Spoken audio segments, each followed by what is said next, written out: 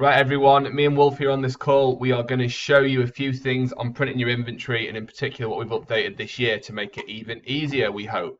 So first thing I'm going to show you, if you're on an organization and they're camp like I am here on the screen and you want to go and make your order, you'll hit view inventory.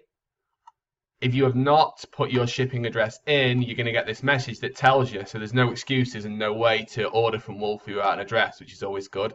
It will direct you back to the org, at which point go back to my help doc and learn again how to upload an address. Every order you make needs to have an address in. That should be easy. All right, so here's one where we know the address is loaded. We hit view inventory, and there's going to be some different tendencies here now for this year, so I just want to run through. Up here, you're going to have that address that it's going to. Please look at this address. If you think the address is wrong, X out of here, go back to your organization and change it. Again, consult my help doc if you need help on that. Please double check this is the right address up here. You'll notice here we have some new areas, date printed. This has never been printed and it's never been saved. All right, so what we're going to do now, and you should all be used to doing this, on your allocated day before the deadline, you're going to go in, purchase before printing. These are any signups we have already on the system and the t-shirts or balls they ordered. You should only ever be adding things in here if you know there are registrations that haven't yet been added to the system. For example, there's promo apps on the way or you have mail-ins in front of you. That's the policy. That's what we need everyone to stick to. Remember, this year you're going to have more equipment in your regional office as well, so we really don't need to be padding any orders whatsoever, please. Okay, so I'm just going to add a couple of things because I know I've got 5 registrations that have already gone that aren't on the system yet. 1 youth small, 3 youth medium, 1 youth large. I'll do 1 size 3 and 4 size 4s. I'm now going to hit save. Alright, and you won't have seen that on the video, but very soon there will be a save successful message that comes up so you know that you did save it. It won't just disappear as it did then, so that's just something we have to put up with just for a few weeks, hopefully. Now go back to my order. Alright, so now it's been saved. Look, it was saved by me on the 10th of May today, 12:30 p.m. We're going to work on that time in there just to make sure that makes sense, but this is just a test environment, but it will give you an accurate time of that as well on Pacific time. Total packing slip amount. So this now is what Wolfie's going to print off. So there were 5, I've added 1, he'll print off 6. There were 1, I've added 3, he'll print off 4, and so on. So what we're going to do now is we're going to show you that packing slip. And just to show everyone, you will never ever use this on the system, but just so you know what Wolfie's working with, this is now the packing slip for that camp. Every camp you do is going to have the RD's number, so it's Grant Lucky, and the number entered on the system for him, which is the toll-free.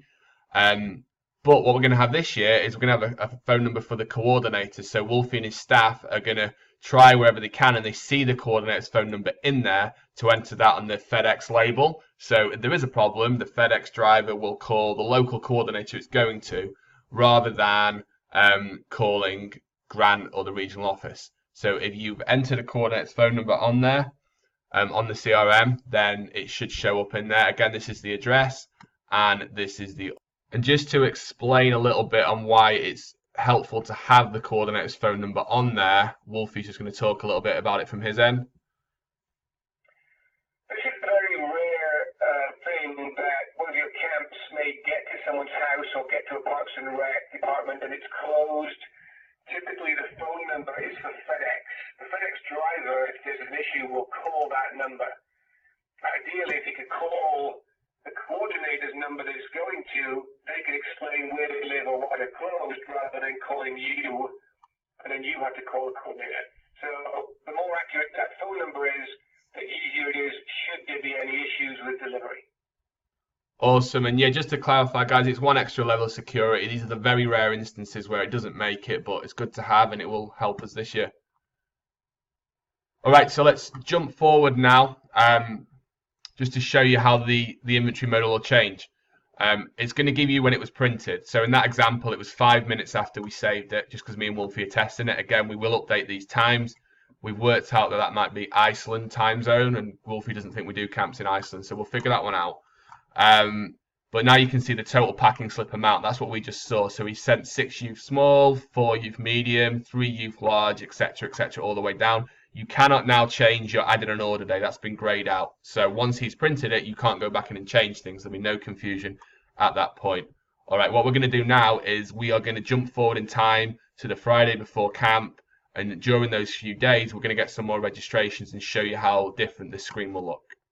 All right, so we've jumped forward in time. Let's imagine this is the Friday before this camp is due to start, and Grant is actually going to meet all of the Columbus staff on Sunday at his hotel.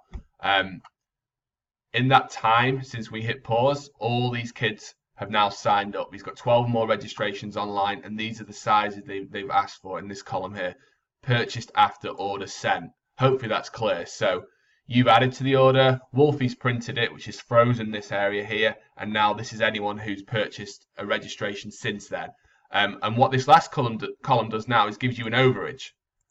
So for youth smalls, in spite of Grant adding one on order day, he's had 3 more, so he still needs 2 more to be given out at camp. He knows he's going to need 2 more youth smalls. So the reason for this is if you're seeing your staff at the weekend, we'd like people, if they can, or get support staff to do it, to go through and just put together the extras they need, especially on the bigger camps, because if you do this now and give it to your coaches ahead of time, it stops you having to order extras on a Tuesday, and it makes check-in run smoother, and it'll keep all your campers happier because they'll get the balls and t-shirts sooner. So hopefully that makes sense. Just remember that if you've got registrations still on your desk or that haven't been loaded yet when you come to do this, you have to think about them as well. So there was an application on the desk now for a youth small. Even though it says -2 on the system, you'd need to add 1 more, so you're actually 3 under. Hopefully that does make sense, and it shows hopefully why we need you to upload registrations as much as you can, time permitting, of course. And I just want to show you that if you do upload participants, you don't have to give a ball and t-shirt size, so be aware of that. This is an example of Ben's in Arkansas. He's uploaded 82 offline registrations, which is great. He did not put a ball and t-shirt size on. I imagine that's because he didn't have that, but he still wanted to get the names on the roster, which is something we need to do wherever possible. So when you come to this one, he's not got much of an order there, but he knows he's got 82 registrations. So again, consult my help doc for that, but just be wary of that. It's a little clue for you. The other flip side of the coin is one here from Simon in Ohio. He's uploaded 12, and with those 12, he did put a ball and a t-shirt order in as well. Okay. So just be aware of that. You know your camps. We need to order using this screen, whether it's an offline camp or a high school camp and they're getting balls and t-shirts. Always use this screen. And once you've done your orders, you then go to the no-go email and get ready to send that before your deadline. And we're just going to quickly show you why that's so important to Wolfie. So just hit pause there, and just one thing that Wolfie brought up. It's so important that whatever your camp, whatever kind of camp it is, you use this screen to make your orders.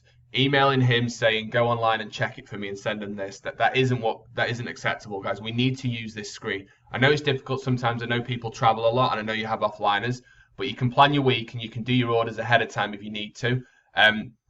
If it's an offline camp, you can still put the address in here and you can add everything you need in the added on order day column. So hopefully that's clear. The only scenario where I think it would be acceptable to not use this is if there's an emergency situation, you have to jump on a plane and you haven't had time to plan for this. Wolfie, anything else? No, I think that covered everything. So just use the system, guys, all right?